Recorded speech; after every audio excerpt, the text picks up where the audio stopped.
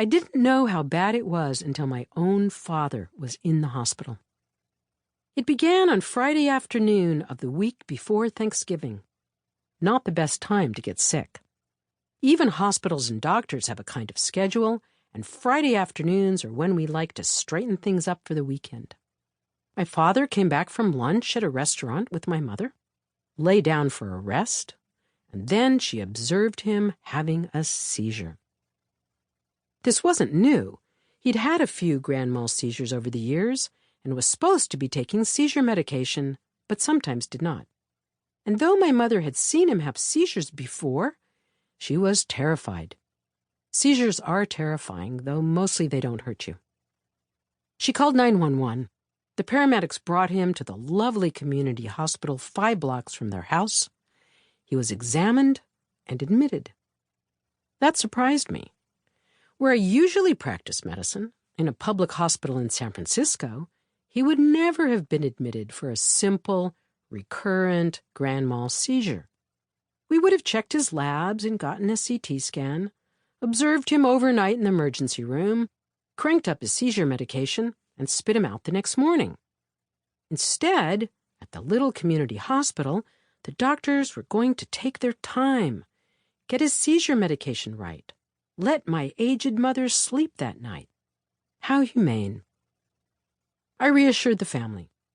I would come up the next afternoon when he would be recovering from his post-seizure state and would doubtless be discharged. He would probably be better than he'd been before. Terrifying as they are to see, grand mal seizures clear the brain.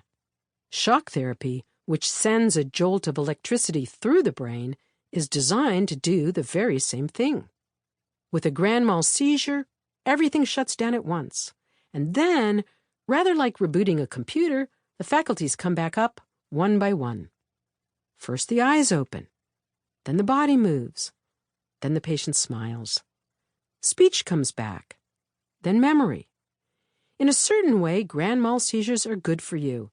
They allow, in the same way rebooting your computer does, for everything to get reorganized, refiled.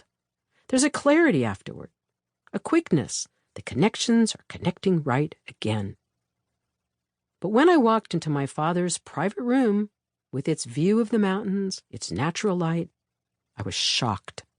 He was in 4-point restraints, arms and legs tied to the bed corners, and he was unconscious, with a bloody bag of urine at the foot of his bed.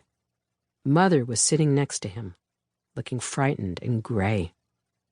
They had been together by that time for 68 years, in a kind of Romeo and Juliet relationship.